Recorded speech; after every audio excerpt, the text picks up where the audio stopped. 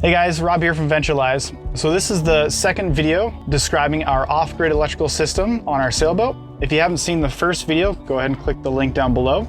I hope this video can help guide you when it comes to wiring your own off-grid system and gives you a little bit more insight and confidence when it comes to designing and wiring up your own system.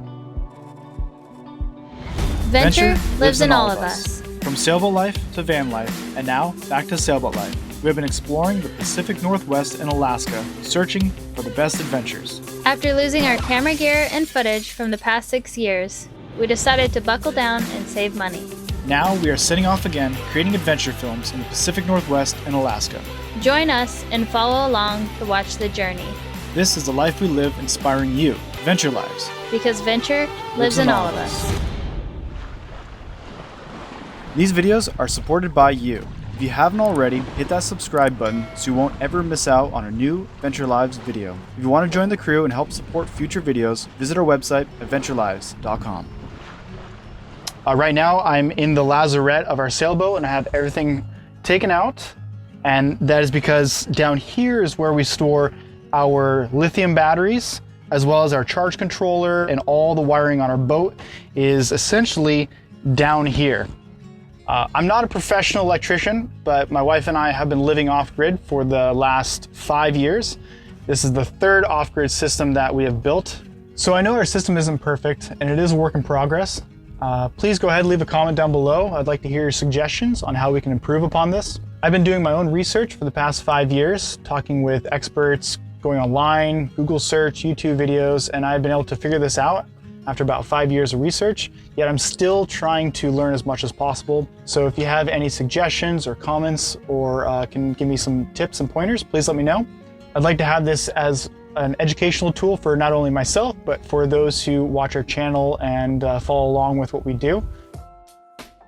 When we were designing this system on our boat about 5 years ago, we knew where we wanted to go with this system. But at the time, we couldn't quite afford everything to actually build this exact system that we currently have. And I would say for anyone who's going to be building their own off-grid system, the batteries are the greatest part of your off-grid system. Ever since upgrading to lithium iron phosphate batteries, we've been very comfortable with how well our system works for us. With the amount of solar and the amount of wind that we have on our boat, we have ample electricity, and the lithium iron phosphate batteries are able to recharge faster and actually hold on to that charge for a longer period of time compared to the lead acid batteries that we did have. So the batteries we have are two 200 amp hour AIMS Power lithium iron phosphate batteries. So that gives us a total of 400 amp hours. Aside from the two lithium batteries, we have an AGM starting battery, which is just designated to start our engine. Those two systems are connected via a Blue Seas isolator relay that allows us to recharge our house bank via the alternator whenever there's not enough solar or electricity. So right now we've been using this system for a few months now and it has been working flawlessly. But coming up into the winter time, I'm sure we're going to have to be a little bit more conservative when it comes to the amount of electricity that we use. Because right now we're kind of using it like we live in a house, like we have an unlimited supply of electricity. But going into the winter time, we're going to be making less solar. We will be making a little bit more wind power, but we're predicting that we're not going to have as much electricity as we do currently. But about every 10 to 14 days, we have to go to the dock, so it kind of makes sense for us to run the engine and recharge the batteries at the same time. So this isn't the most up-to-date technology, but this is what's working for us, and it's fit inside of our budget. Let's put it this way. The average household, per year, they spend roughly $2,000 a year on just their energy bill. Our system, even though it costs about $8,000, this is over the span of 5 years of us accumulating the batteries, the charge controllers, the inverter, that sort of stuff. And it costs about the same price of what an average person would spend on electricity per year for us to build this system. We now don't have any electrical bills. We don't have any rent. We don't have any debts to pay with this system. So we have two AIMS Power lithium iron phosphate batteries connected in parallel. What that allows us to do is take 200 amp hours of 12 volt lithium batteries, connect them together and create one giant 400 amp hour lithium iron phosphate battery bank. Since we upgraded from lead acid batteries to lithium batteries, we had to change out our charge controller that came with our boat.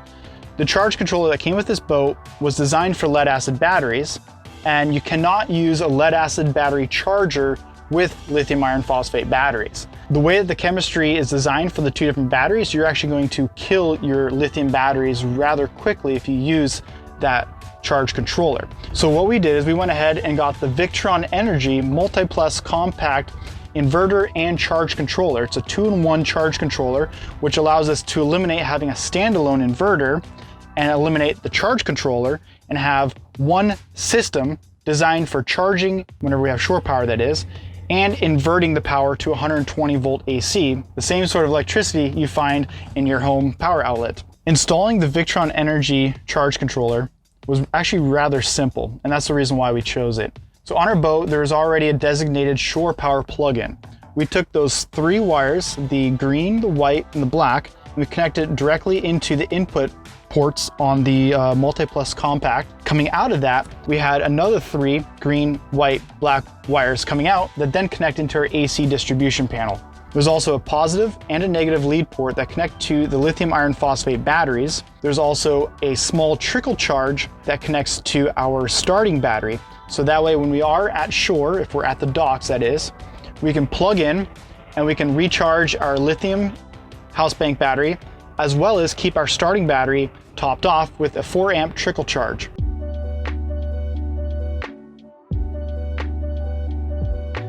After installing our Victron Energy inverter charger, we went ahead and connected our solar panels to our solar designated charge controller. Connecting the solar panels is actually really simple. It's almost a foolproof system. So we have 5 100 watt Renogy solar panels, which create a 500 watt 12 volt panel. So after connecting the solar panels, we have a positive and a negative wire, which run down the backside of our bimini and then connect into our designated solar charge controller. We're using 30 amp solar charge controller for 500 watts.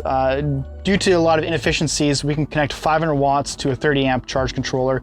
I'm going to actually upgrade that charge controller in the near future to a 40 amp, just to be on the safe side, but also because I would like to have a more advanced charge controller for our solar.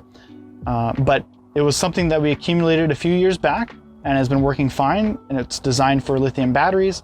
And so far it has been keeping our batteries topped off. From the charge controller, it's pretty simple, foolproof system. You plug the positive into the positive port, the negative in the negative port, and then coming out of that, so you can recharge your batteries, you have a positive and a negative line coming out and connecting to the positive and negative bus bars on our batteries. And if you're designing your own system, you may have to change some things up, meaning the location of your solar panels and the location of your charge controllers are going to differ than ours. But I hope that this kind of gives you more of an understanding of how to wire this up when you're designing your own system. So we have a 400 watt Silentwind wind turbine on our boat. This is something we installed, I want to say about 4 years ago on our sailboat, and it has been really nice to have. Mounting it is probably the hardest part, whereas the wiring setup is actually pretty foolproof as well. If you look at the wiring diagram that I provided, connect 3 wires into the charge controller, and then you have positive and negative wires that then go to the positive and negative bus bars in the lithium iron phosphate batteries. If you want to see more about the installation video of our wind turbine, go ahead and click the link down below. So for each of the charge controllers, you're going to want to have a properly sized fuse for each of the positive wires as they connect to the positive bus bars on your battery bank. So for instance, since we have a 30 amp charge controller for our solar, we want to use a 30 amp fuse. For our wind turbine, it's a maximum 40 amp charge controller, so we have a 40 amp fuse on the positive line.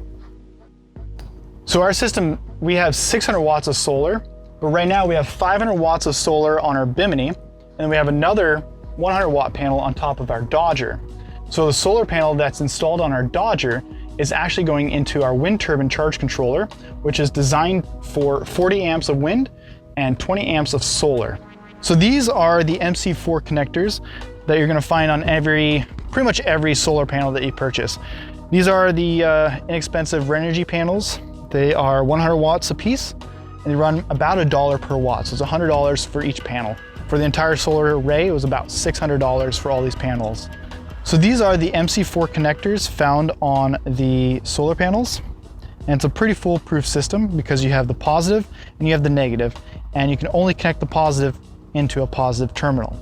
You do want to make sure that when you are running your own wires and creating your own connectors that connect into your charge controller, that when you set up the positive line, you'll then have to connect what is considered the negative terminal.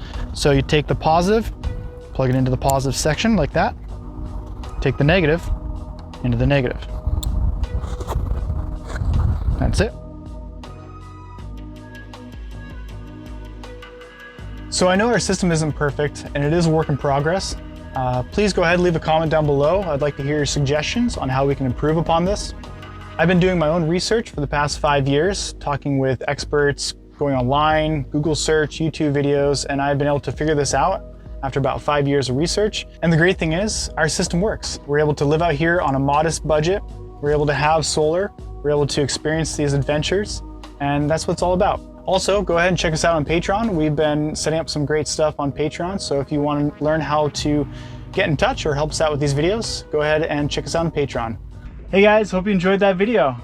We just want to give a big shout out to our swashbuckler patrons, James Terry, Noah Houston, Dan Champagne, and Prentice Berry.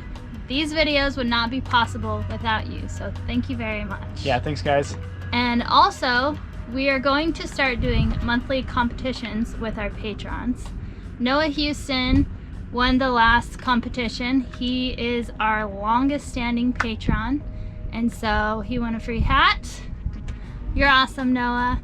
And every month we're going to be doing giveaways with our patrons, so join us for that. Check us out. Cool, we'll see you guys next week. Thanks, guys. All right, bye.